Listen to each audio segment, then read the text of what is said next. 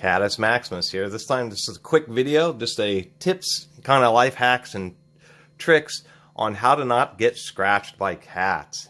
Kind of a cat handling video and just some super quick tips. If you own the cat, or if it's your cat, then you'll kind of know its personality and you won't really get scratched that much unless you know you're actually harassing the animal.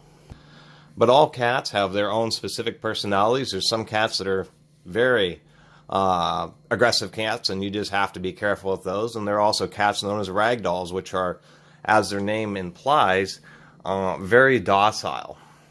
But generally speaking, for a cat that you're not familiar with, that you may pet, the easiest thing is just to pet from, if we can move this cat here, you just pet about midway. This is about the safest type of petting that you can do.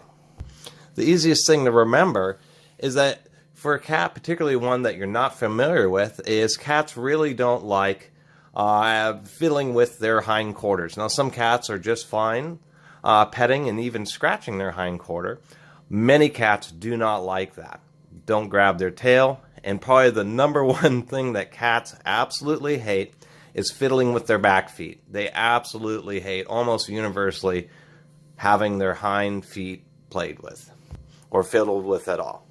And the reason that you start behind their back ears is just because a lot of cats don't like having things in their face. And I guess one other area would be essentially their chest or their breastbone. You don't really want to like pet or fiddle with a cat, particularly one that you're not familiar with, in that area. Really what they like is from like behind the ears to about the middle of their back. It would be about I would say the safe area. And also a cat will indicate its attitude, whether it's, nuzzling you, Tiny here is wagging her tail a little bit, but she's not upset. She's also purring. A little bit of tail wagging does not mean a angry cat. Now, my cat in particular makes no mistake when she is displeased. And as you get used to whatever cat that you have, you'll learn that, there's a difference between their tail wagging and being maybe a little concerned, prefer not being on the table, and that's a big difference between that and actually being angry.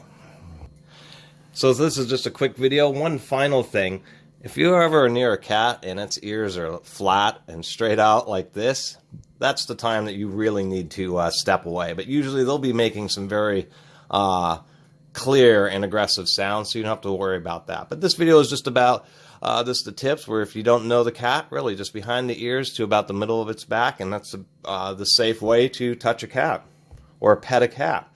I mean, the number one thing is really, if you don't know the cat, just totally stay away from its, the back half of its body. That's the easiest thing to say. Anyway, I really appreciate everybody watching and subscribing. And if you haven't subscribed, please do. Until next time, Catus Maximus out.